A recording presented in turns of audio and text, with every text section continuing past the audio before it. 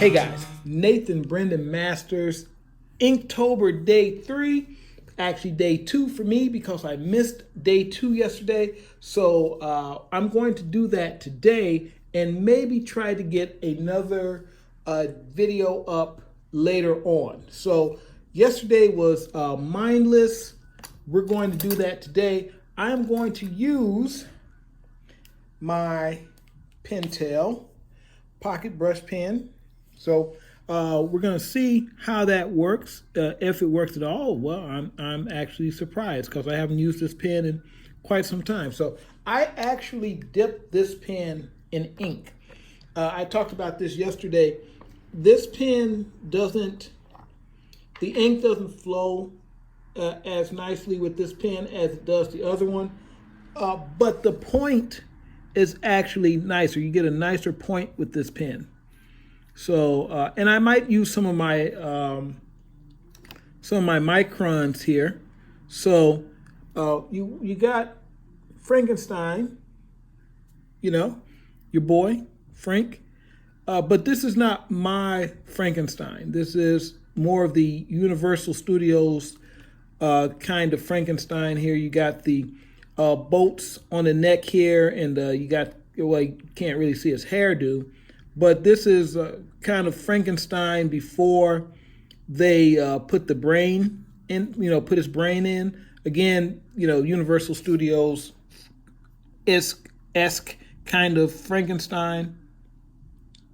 So, and just so you'll know, and I think Zach hit on this over at Comics Matter when he was talking about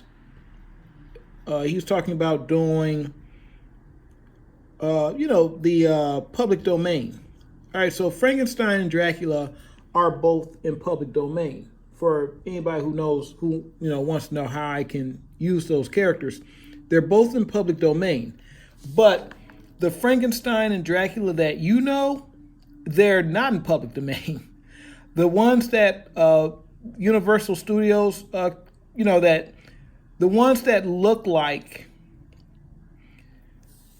that have the normal look, where it's Dracula and he's dressed in a suit, he has a cape, and he has the that little, like he's got the little slick back hair and all that stuff. That's Universal Studios Dracula. The Frankenstein, Frankenstein with the flat top, and he's got the bolts in the neck. As a matter of fact, the bolts here in the neck, that is actually a trademark of Universal Studios. So will they sue you over that? Probably not. But every once in a while, they'll try to assert their authority and say, hey, that's ours. So you want to be, you want to stay clear of that. And because you want to stay clear of that, you kind of make up your own. Oh, wow, I can't believe this. I didn't bring any of my pens in here. Okay, so I'm going to grab a pen. You know what? Let's see what we can do. Since this has a point on it, let's see if we can make some tiny points here. We're going to do a little bit of cross-hatching here. I'm not the greatest at cross-hatching, as you guys can see, but we're going to learn today.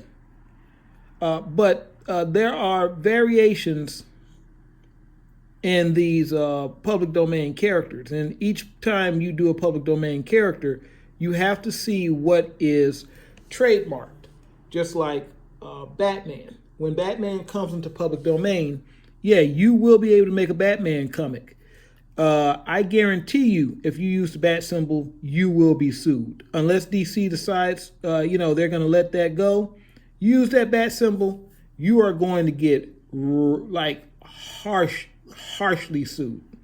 If you're going to start making a book, I don't know if the name I'm pretty sure at this point the name Batman is trademarked. So you use that, you're going to go to court. So yeah, you can use that character, but you're going to have to do something else to make it, to basically not get sued.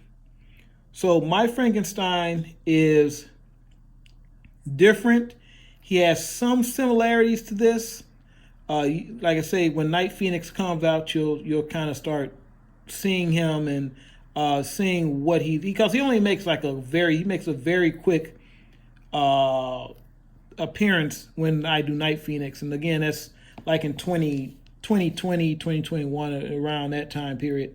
He makes a very quick appearance because Frankenstein Industries is one of the companies that Night Phoenix, his alter ego. He doesn't really work for them, but he is. His company is associated with their company. He works for a company that's associated with Frankenstein Industries. So Frankenstein Industries has a thing called Resurrection Sciences, which is just, it's a study of resurrection. Now, this is unofficial, and it's mainly dealing with cloning and things like that. It's that thing that you don't really know about. It's like, think about any makeup company or anything like that. There are things that come out of Frankenstein Industries. So, like, let's just say there's a de-aging cream that really, really works well, and that came out of the Resurrection Sciences division. Now, they're not going to tell you that. It's just, hey, look, we developed this facial cream that can regrow cells and things like that. But the reason they discovered that is because they were working on something else to try to actually regrow the human body, or things like that. So that's how Zombie Girl came about. Zombie Girl was an accident of the resurrect from the. I can't even call her an accident. She was something that they were experimenting on. They said, hey, we got this fresh body. Let's just try to do something with it. So Zombie Girl is she's kind of like the thing that connects the sci-fi and the supernatural world in Night Phoenix Press. She kind of connects them together because she's created by Frankenstein Industries, and she's a friend of Victor Locke. So Victor Locke is kind of representative of the supernatural side, and Night Phoenix is representative of the sci-fi side. And you could also say that about Dracula and Frankenstein as well, where Dracula is more of a representative of the supernatural side. Frankenstein is a representative of the the sci-fi side. So you could go with that either way. But I've been working on Frankenstein for a while. Actually, I have been at least my version of Frankenstein. I've been working on his powers and his look, and it's gonna be nice. It's gonna be nice. So I don't know if Frankenstein fans, old school Frankenstein fans will go for it. But again, old school Frankenstein fans, many of them, they like the Universal Studios Frankenstein because that's what they know. But I'm going to try to keep as much of that as I can without being sued. So, for obvious reasons, nobody likes to get sued. But I'm going to try to keep just what's needed. So, there we go. Speaking of Frankenstein and upcoming books, I'm still looking for you guys to tell me which book you want me to start on next. Do you want Hexcraft Mechanics, Victor Locke Demonor, the Victor Locke Demonor revival, where I revived the Victor Locke series? Some good stuff with that. I think Ethan went for his vote was for Victor Locke, but he said Blastback might be a good one too. But there's like a lot a lot of stuff, a lot of pros and cons to both of those books.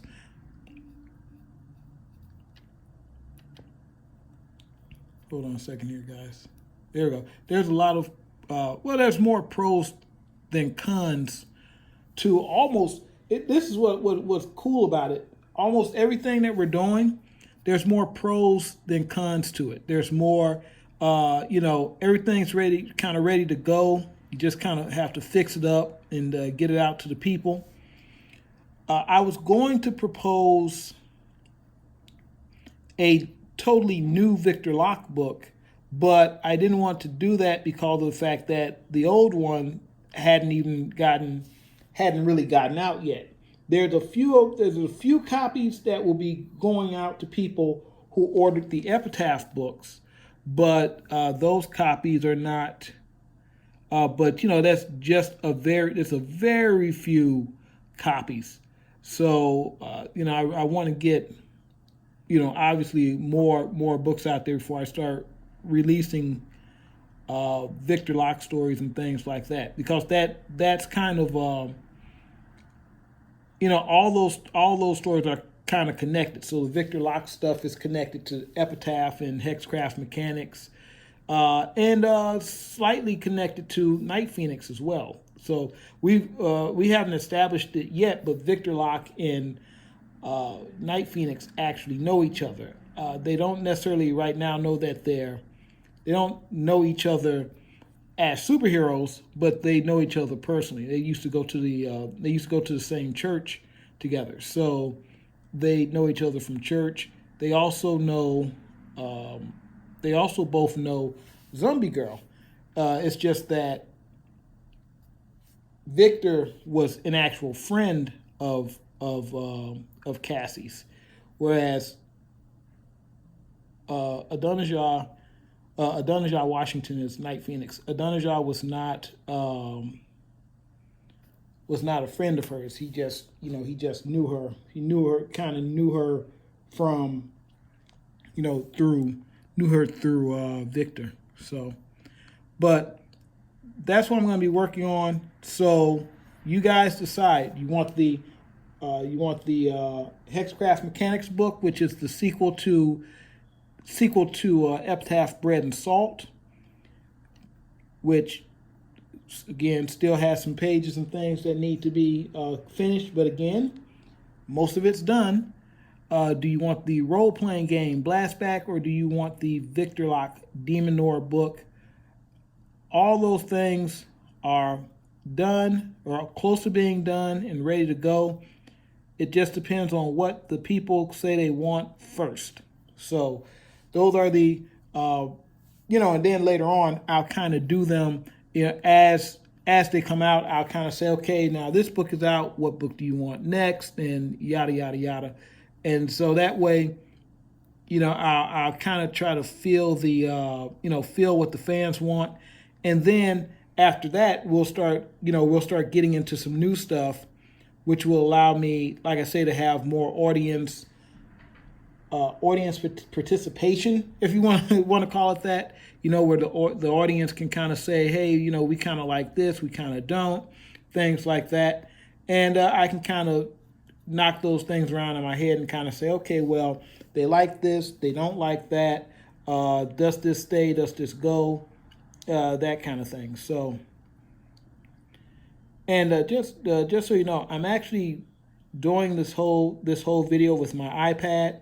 So let me know what you think about the audio. The video is looking mighty fine here. Let me know what you think about the audio and the production overall. I find that this is a very nice workflow where I can just kind of do everything with one system. Especially now, I have my SD card reader and all that stuff that goes. I can plug directly into the iPad, and I don't really use that except unless I'm using my camera. I do want to. I love taking pictures with the iPad. but people always crack on people who take pictures with the iPad. But it's the iPad has some nice photo quality. I'm thinking about getting that new iPhone, but I like, like a thing I have is my GoPro, and I haven't really been vlogging a lot, but I do like the idea of having something in my pocket that I can just kind of pull out at any given time and just start going, and I don't have to have a lot. I mean, I don't think I would, give up my GoPro, but I would start taking it out specifically when I know I'm going to vlog, because the quality from the iPhone has been pretty nice for a while. I have the iPhone SE.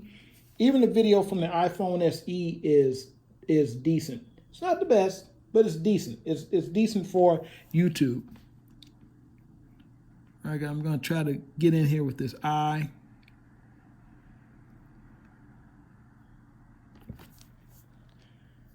All righty. Decent, decent, decent.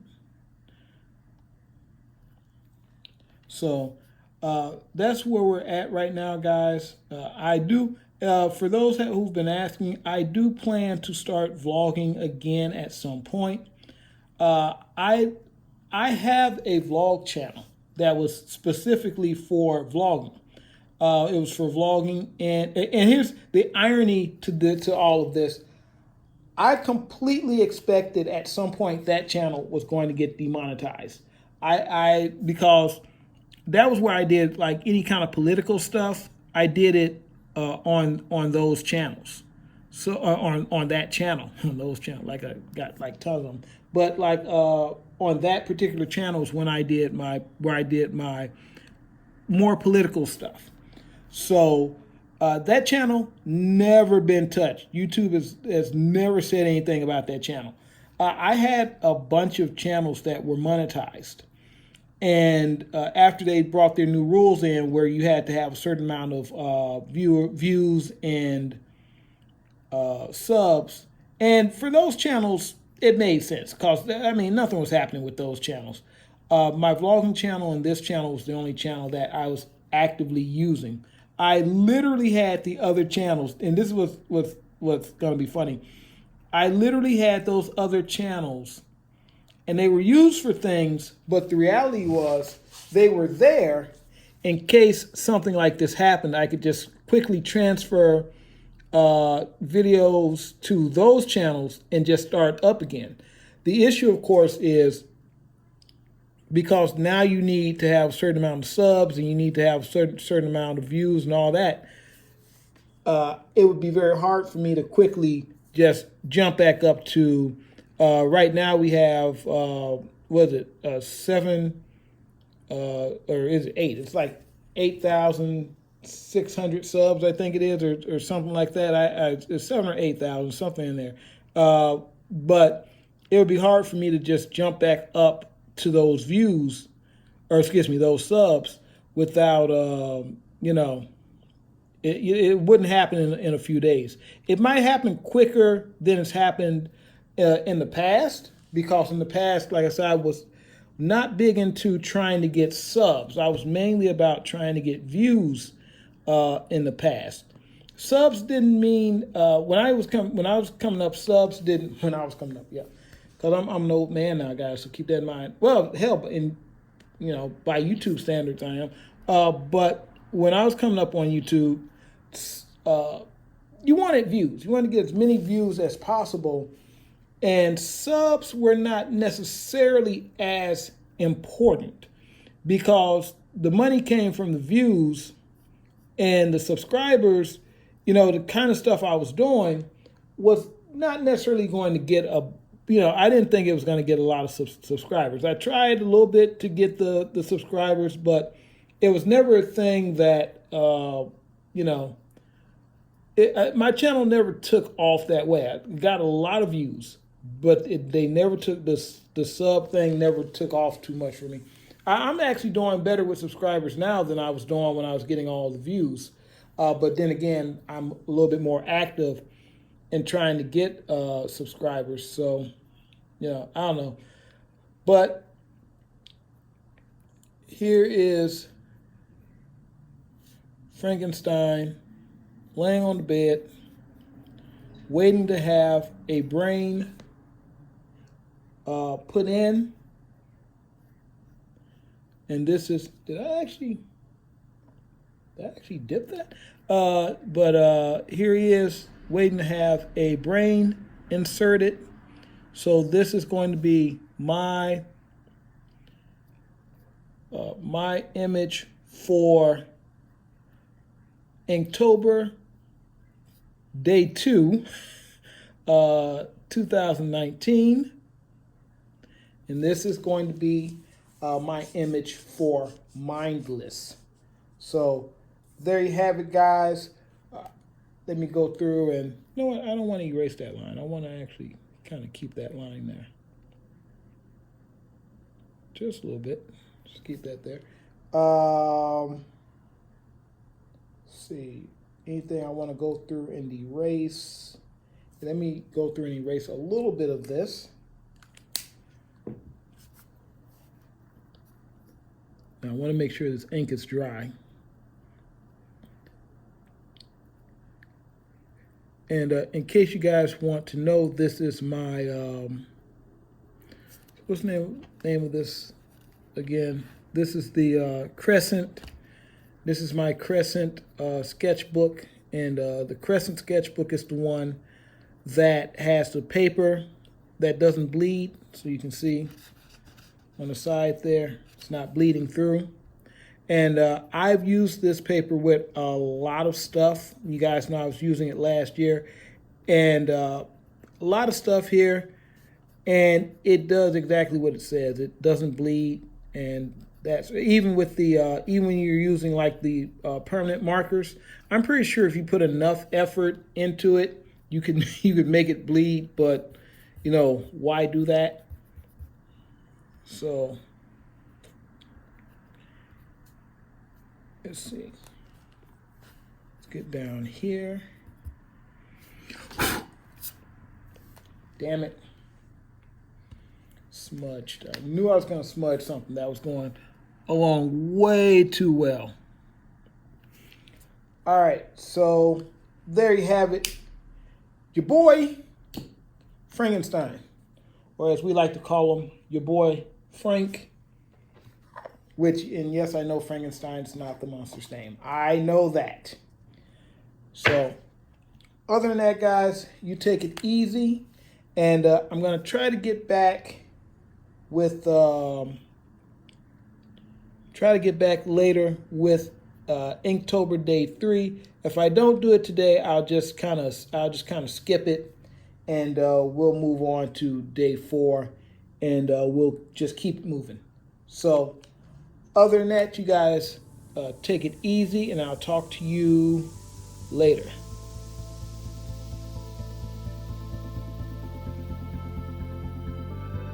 Don't look back, we're here to stay. A life we knew would come one day. And this is it, the borderline to where the future leaves us behind.